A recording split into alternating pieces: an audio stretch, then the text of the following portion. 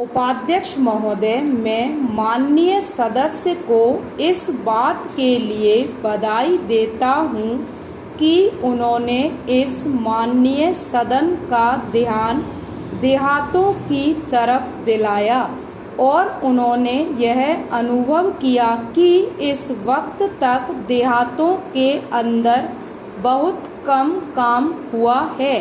जैसा कि आज प्रातः काल ही एक अखबार ने लिखा था, देहातों के अंदर केवल 5% लोग ऐसे हैं जिनका कि 1 रुपया भी खर्च नहीं है, बल्कि 1 रुपये से भी कम खर्च है।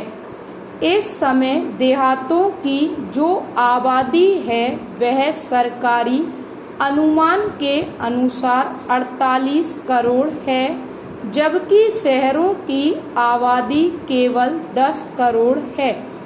लेकिन देहातों के अंदर लोगों की कोई खास बढ़ोतरी नहीं हुई है। जहां तक योजना आयोग का सवाल है और जहां तक मेरा विचार है, मैं समझता हूं कि योजना आयोग को हर एक क्षेत्र के अनुसार ही योजना बनानी चाहिए। खास तौर पर जहां तक पहाड़ी इलाकों का सवाल है, हम हमेशा से यह कहते रहे हैं कि पहाड़ी इलाकों की जो योजना है वह पूरे देश की योजना के साथ नहीं होती है, न चल सकती है। हमारा दुर्भाग्य है कि इस समय तक योजना आयोग के अंदर इस बात की तरफ किसी ने ध्यान नहीं दिया। होता क्या है कि जो योजना का प्रारूप कार्यालय में बैठे लोग करते हैं, उसी को सारे लोगों को दे दिया जाता है। उस पर कोई गंभीरता से विचार नहीं करता। जैसा कि मैं पहले ही कह चुका हूँ कि जो चीज़ हमारे यहाँ चलने वाली नहीं है, उस पर पैसा क्यों खराब किया जाता है।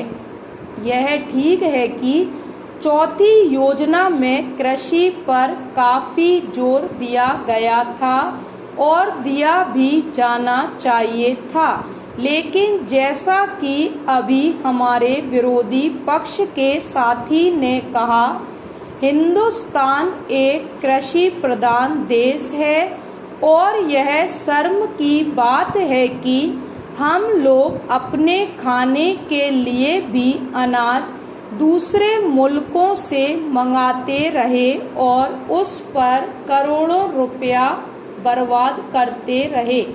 हमने अपने किसानों को पैदावार बढ़ाने के लिए प्रोत्साहित नहीं किया। हमने अपने देश में खाद तैयार करने के कारखाने नहीं लगाए। उसका नतीजा यह हुआ कि हमारे कृषि वैज्ञानिकों की खोजों से और नए बीजों से अनाज का उत्पादन काफ़ी बढ़ा है, लेकिन उसके लिए हमें आज भी खाद विदेशों से आयात करनी पड़ती है। उस पर करोड़ों रुपया आज भी खर्च कर रहे हैं। जहाँ तक पहाड़ी इलाकों का प्रश्न है, वहाँ पर सिंचाई के साधन न होने से उत्पादन बढ़ना संभव नहीं है। वहाँ पर हमारी बीज की नई किस्में और विदेशी खाद काम नहीं करती है, क्योंकि उसके लिए समय पर पानी चाहिए। इसलिए वहाँ के लिए हमें अलग से योजनाएं बनानी चाहिए। हम सभी जानते हैं कि 7,000 या 8,000 फीट की ऊंचाई पर हम अच्छी फसलें नहीं ले सकते हैं। वहाँ पर ज़्यादातर हम फलों की पैदावार ले सकते हैं।